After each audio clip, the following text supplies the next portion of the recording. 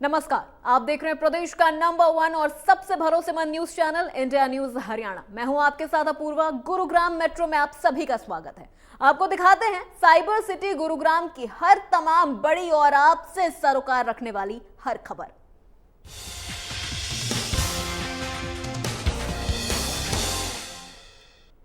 तो चलिए पहली खबर की शुरुआत करते हैं। सोहना नागरिक अस्पताल में इस समय काफी खामियों से जूझ रहा है। अधिकतर डॉक्टर अपनी ड्यूटी से नदारद रहते हैं, जिससे आम मरीजों को काफी परेशानियों का सामना करना पड़ रहा है।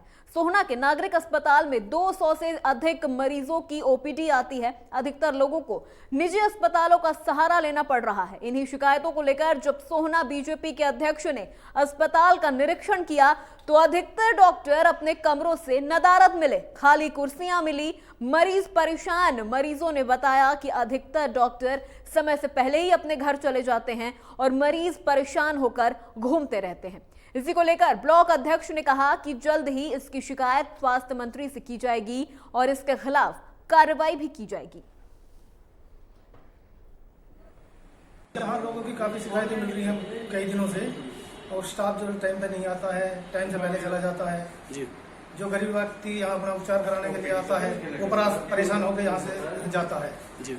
तो उसके लेकर आज आए, क्या है डॉक्टर मिले आप आए? आज हमने कई रूमों को चेक किया है, तो उसमें 2 डॉक्टर तो छुट्टी पे हैं और 2 रूम में अभी डॉक्टर नहीं मिले हैं। क्या हालात है यहाँ पर हॉस्पिटल के?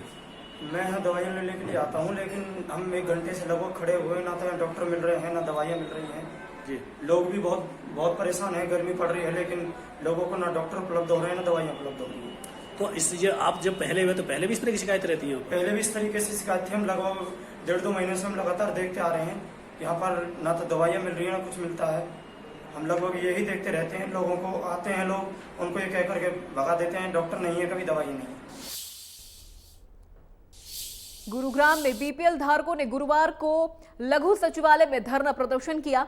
लोगों ने सरकार से कई साल पहले आवेदन किए हुए अपने आशियाने पर जवाब मांगा है। लोगों ने कहा कि साहब, मैं पेंटर का काम करता हूं, बड़ी मुश्किल से मैंने 15,000 रुपए की फीस जमा कर अपने खुद के आशियाने का सपना देखा था, लेकिन सरकार ने आज तक मुझे आशियाना नहीं दिया। ये कहना है बीते कई साल से अपने आशियाने को पाने के लिए दर दर की ठोकरें खा रहे पीड़ित का। ये गुहार हर उस पीड़ित के दिल से निकलती है जिसने हर दिन अपने आशियाने का सपना देखा है।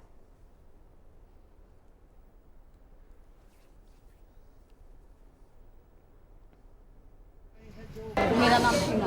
बहुत परेशानी है सर। जो हम सिर्फ मान लो मोस्टली लेडीज़ तो ऐसी हैं जो घरों में काम करती हैं, उनको छुट्टी करके मान लो हम फ़ोन करते हैं कि ऐसे ऐसे हमें कहीं जाना है, तो ये लोग हमारे साथ में आते हैं, जो आपस में फ़ोन कर देते हैं। जब ये हम जमा होते हैं यहाँ पर, किराया भाड़ा है, सब कुछ है, बड़ी दिक्कतें हैं सर।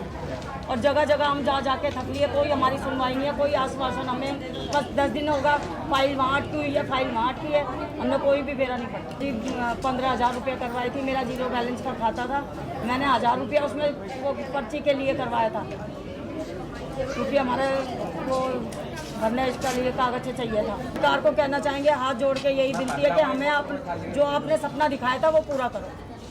अपना घर, अपना सपना, हम तो सुन के बड़े खुश हुए थे कि चलो गरीबों की सुनी सरकार ने। एक कमरे का ही मिलेगा, लेकिन अपना तो।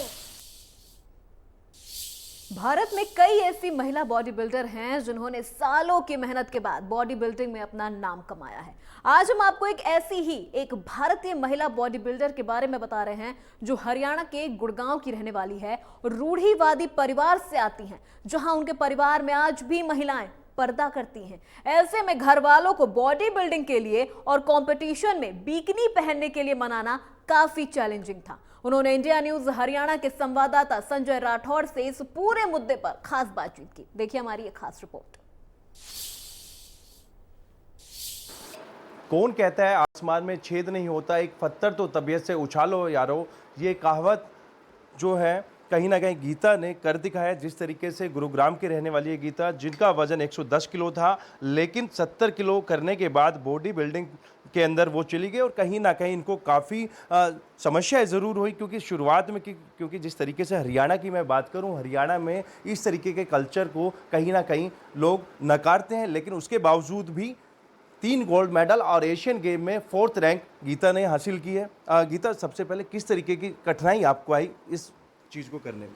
सर, जो सबसे बड़ा हर्डल था वो होता है कि आपका समाज, ठीक है, क्योंकि ये एक गेम ऐसा है कि यहाँ पे इसको अभी इसको मान्यता नहीं मिली है, कि लोग इसको देखना पसंद नहीं करते हैं। उनको लगता है कि लड़की घर में रहे या कोई और जैसे टीचिंग लाइन में हो या बैंकिंग लाइन में ज़्यादा उनको प्रेफरेंस मिलती है। पर इसमें मैं अपने आप को बहुत ही लकी मानूंगी कि मेरे को मेरी जो फैमिली मिली है उन्होंने मेरे को बहुत सपोर्ट किया है, और आज मैं जो भी कुछ हूँ अपनी फैमिली की वजह से हूँ, कि अगर वो मुझे सपोर्ट ना करते तो शायद गीता सैनी होती ही नहीं, बनती ही नहीं। कितने मेडल अभी तक आपने जीते हैं? कौन कौन सी कैटेगरी में आप गेम खेल चुके हैं? सर, मैंने अभी तक 3 gold medal back to back लिए हैं हरियाणा के लिए, और 4th प्लेस मेरी एशियन चैम्पियनशिप में रह चुकी है, जहाँ पे मैंने इंडिया को अपना रिप्रेजेंट किया था। और अभी जो फ़िलहाल है, अभी जो भी अपकमिंग कंपटीशन आने वाले हैं, मैं उसकी तैयारी में लगी हुई हूँ। कितनी कठिनाई इन तमाम चीज़ों के बीच में आई, क्योंकि गुरुग्राम से आप बिलोंग करते हैं, हरियाणा का जो कल्चर है वो इन तमाम चीज़ों को अलाउ नहीं करता? सर, क्या होता है कि स्टार्टिंग जो होती है वो आपके घर और रिलेटिव से ही होती है, ठीक है। तो ऑफ कोर्स ये एक गेम ऐसा था, जो गेम मैं चुन रही थी वो एक गेम ऐसा था जो आउट ऑफ स्कोप था। तो स्टार्टिंग में हुआ कि थोड़ा सा घर में मेरे फादर ने ऑब्जेक्शन उठाया। उन्होंने बोला, देखो मैं उनको गलत नहीं बोलती हूँ, क्योंकि उनका भी वो बिल्कुल अपने प्रोस्पेक्टिव से वो बिल्कुल ठीक थे। तो उनका ये था कि बेटे आप कुछ और कर लो, आप लॉ कर लो, आप MBA करो, या आपको जो भी। बीच में आप ग्राफिक डिज़ाइनर भी थे। हाँ जी। और बॉडी बिल्डिंग का सफ़र? हाँ सर, एक्चुअली जो स्टार्टिंग जो हुई थी वो मेरी 2009 में हुई थी, और उस टाइम में मैं एक ग्राफिक डिज़ाइनर थी। तो मेरे जो दादाजी थे उन्होंने मुझे बोला कि आप पढ़ाई के साथ साथ आप अपने फ़िटनेस की तरफ भी ध्यान दीजिए, क्योंकि मैं 110 किलो की थी। तो उस दौरान फिर मैंने जिम ज्वाइन किया था। तो वहाँ पे जो 1-1.5 साल का जो समय रहा, वो मेरे को नॉलेज नहीं थी इस चीज़ के बारे में। तो मैंने बहुत ही गलत तरीके से अपने वेट को डाउन किया, कि मैं पूरे दिन भूखी रहती थी और जिम में 3-3 4-4 घंटे वर्कआउट करती थी। उसमें क्या हुआ कि सर मेरे को वेट मेरा डाउन हुआ, बट वो गलत तरीके से करने की वजह से मेरा स्किन बिल्कुल ख़राब हो गया था। देन फिर मेरे बड़े भैया ने मेरी हेल्प करी। मैंने उनको बताया कि भैया मेरे को ये प्रॉब्लम फेस हो रही है, और ये बॉडी बिल्डिंग करते थे उस टाइम पे। तो उन्होंने मुझे बोला कि आप थोड़ा सा वेट ट्रेनिंग की तरफ ध्यान दो। तो मैंने वो धीरे धीरे, जब वो वेट ट्रेनिंग में मैं गई और जब मैं वेट्स वो पिक करने लगी, कि पहले 10 का डंबल उठाया, फिर 15, फिर 20, वो स्ट्रेंथ इतनी बढ़ती चली गई कि एक टाइम पे ऐसा होता था कि मतलब ये एक मजाक की बात है कि जब मैं वेट ट्रेनिंग कर रही होती थी कि लड़के वहाँ से वो एरिया ही खाली कर देते थे कि अब गीत ट्रेनिंग पे आ रही है, अब ये वेट्स वो करेगी। तो वहाँ से वो स्टार्ट हुआ। तो उस टाइम भी मतलब मैंने नहीं सोचा था कि मुझे बॉडी बिल्डिंग में जाना है, मुझे ये था कि मुझे अपने आप को फिट रखना है।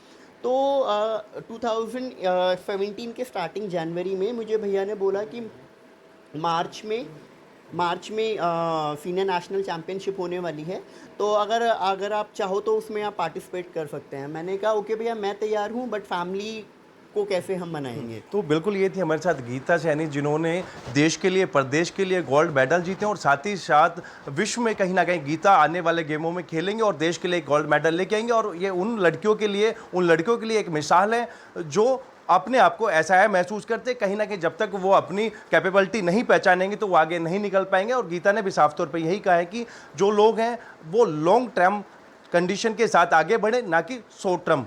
अब देखना ये होगा कि जो युवा हैं इस चीज़ से कितनी प्रेरणा लेते हैं। गुरुग्राम से संजय राठौर, इंडिया न्यूज़।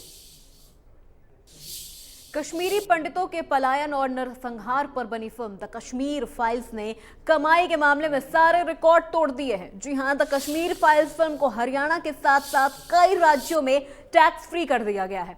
इसी बीच बुधवार को गुरुग्राम सरपंच एसोसिएशन के अध्यक्ष और बीजेपी पार्टी के पंचायती राज प्रकोष्ठ के सरपंच सुंदरलाल यादव अपने साथ अपने साथी सरपंच और गांव सिकंदरपुर के लोगों को फिल्म दिखाने के लिए ले गए। इस फिल्म को सफायर मॉल सेक्टर 83 में दिखाया गया। फिल्म को देखने के बाद जब दर्शक हॉल से बाहर निकले तो सभी लोगों की आंखें नम थीं। पूरे सिनेमा हॉल में हिंदुस्तान जिंदाबाद के नारे गूंज उठे। आज एक ऐतिहासिक दिन है, शहीदी दिवस जिसे सारा देश पूरे देश में मना रहा है। और ये जो फिल्म है कहीं ना कहीं देश के लोगों में उन शहीदों के प्रति या कश्मीरी जो पंडित जो वहाँ प्रताड़ित करके वहाँ से उनको निकाला दे दिया गया था जम्मू कश्मीर से, तो उनके कुछ चीज़ों को ये दर्शा रही है कि किस तरीके से उनको एक विशेष समुदाय द्वारा उनको प्रताड़ित किया गया था। और निश्चित रूप से ग्रामीण महिलाओं में और बच्चों में इस मूवी को देखने के लिए क्रेज है। जैसे ही विधायक जी ने निर्देश दिया कि भाई हम अपने क्षेत्र में पूरे अपने क्षेत्रवासियों के साथ नए गुड़गांव में इस मूवी को देखेंगे, तो निश्चित रूप से हम ऐसा मान के चल रहे हैं कि आने वाले समय में हमें लगभग 1 हफ्ते तक इस फिल्म का आयोजन लगातार हमें करना पड़ेगा। देखिए, आज शहीदी दिवस है और शहीदी दिवस के मौके पर मैं सभी देशवासियों को ये कहना चाहूँगा कि हम सब एक हैं। और जहाँ तक बात आती है बार बार हिंदुत्व की, हिंदू कौन है? हम सब हिंदू हैं। यहाँ कोई कास्ट, कोई जाति मायने नहीं रखती, चाहे कोई यादव हो, चाहे कोई जाट हो, चाहे कोई ब्राह्मण हो, हम सब हिंदू हैं। आज शहीदी दिवस पर हमें सब समझना पड़ेगा कि हम सब भारतीय हैं और हम सब हिंदू हैं, तभी ये देश हमारा आगे तरक्की कर पाएगा।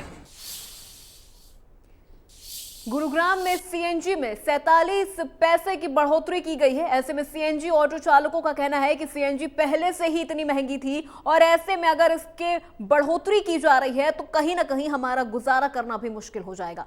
सरकार से अपील है कि सीएनजी और डीजल पेट्रोल के दामों में कमी की जाए। डीजल पेट्रोल के बाद अब सीएनजी के दामों में भी इजाफा देखने को मिला है और आज दिल्ली एनसीआर की मैं बात करूं तो कहीं ना कहीं 47 पैसे की बढ़ोतरी की गई है, जिसका असर सीधा आम लोगों की जेब पर देखने को मिल रहा है। पहले की मैं बात करूं 67 पैसे 40 पैसे थे, लेकिन 47 पैसे की बढ़ोतरी के बाद अब 67 रुपये 87 पैसे हो गए और इसका असर सीधा जो आम लोग हैं उनकी जेब पर पड़ता नजर आ रहा है। और जिसके साथ आप देख रहे हैं कि सीएनजी पंप पे मौजूद लगातार जो लंबी लाइन है वो सीएनजी पंप पे देखी जा रही है। जो सीएनजी पंप पे हैं उनसे मैं बात करूँ, किस तरीके से देखते हैं कितनी बढ़ोतरी आज हुई है? 47 पैसे तक पर केजी 47 पैसे की बढ़ोतरी हुई। तो इसमें पहले के मुकाबले अब किस तरीके से, क्योंकि लोगों की जेब पे इसका सीधा असर देखने को मिला, क्या कहें? सर सेल कम हो जाएगी, थोड़ी सेल पर असर पड़ेगा थोड़ा। हाँ, तो बिल्कुल जिस तरीके से बढ़ोतरी के बाद कहीं ना कहीं जो पंप संचालक हैं या फिर उनके मैनेजर, उनका साफ तौर पे यही कहना है कि जिस तरीके से लगातार बढ़ोतरी हुई है तो इसमें कहीं ना कहीं जो पंप की, हम सीएनजी पंप की बात करें, कहीं ना कहीं उसकी सेल पे थोड़ा सा असर देखने को मिलेगा। कुछ चालक है, मैं उनसे भी बात करना चाहूँगा किस तरीके का वो आप देख रहे हैं, किस तरीके का है ये, क्या कहना चाहेंगे? सर ये बताएंगे सर, जो महंगा है, क्योंकि हम तो ड्राइवर है नहीं, ड्राइवर क्या कहेंगे? सर हम तो ये कहेंगे ये कब तक महंगा चलेगा, ये डाउन होगा कि नहीं होगा? जेब पे कितना असर पड़ रहा है इसका? जेब पे सर अब जेब पे तो पड़ ही रहा है, असर तो पड़ ही रहा सर। हाँ, तो बिल्कुल जिस तरीके से जो लोग हैं उनकी जेब पे अच्छा खासा असर देखने को मिल रहा है, क्योंकि जिस तरीके से एक बार फिर सीएनजी के दामों में बढ़ोतरी, वैसे जो आज एक बार फिर सीएनजी के दाम बढ़े हैं, किस तरीके से देखते हैं कितना जेब पे असर पड़ रहा है? वैसे बहुत ज़्यादा असर पड़ रहा है। ये तो पेट्रोल के ऊपर चली जाएगी इस तरह से तो सीएनजी गाड़ी लेकिन कुछ सस्ती रहेगी, लेकिन कोई वो बात नहीं रह रही। हाँ, तो बिल्कुल लोगों का यह भी कहना है कि जिस तरीके से सीएनजी की जो गाड़ी उन्होंने इसलिए ली थी क्योंकि जो डीजल और पेट्रोल के दाम हैं वो लगातार बढ़ रहे थे, उसके बाद जो लोग हैं वो सीएनजी की तरफ रुख कर रहे थे, लेकिन एक बार फिर सीएनजी के दामों में जो बढ़ोतरी हुई है तो कहीं ना कहीं लोगों की जेब पर इसका सीधा असर देखने को मिल रहा है। गुरुग्राम से Sanjay Rathore, India news. Gurugram metro में फिलहाल के लिए इतना ही। बाकी तमाम बड़ी खबरों के लिए देखते रहिए इंडिया न्यूज़ हरियाणा।